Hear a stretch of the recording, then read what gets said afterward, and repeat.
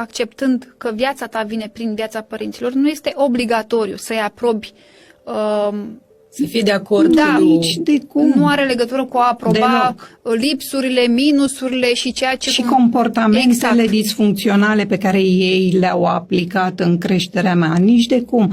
Înseamnă să înțeleg că în spatele părinților mei este altceva, este o altă rotiță și în spatele părinților lor e altcineva. Și până ajungi, dacă e să o iei așa cu mintea, să te duci mult în spate, până ajungi la acel cuplu primordial.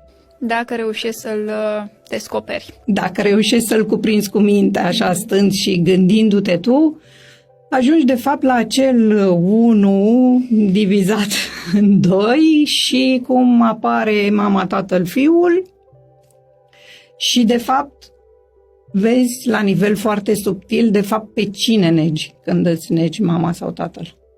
Vorbind de cuplu primordial și pornind de la 1. Negi viața? Și mai departe, pe cine negi? Sau existența, pe Dumnezeu. Dumnezeu. Pe Dumnezeu. Exact. Unitatea. Exact.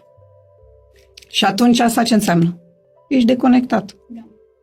Și dacă ești deconectat, oricât de mult te-ai strădui și oricât de mult ai fi tu dornic să faci anumite lucruri în viața ta, nu ai să reușești.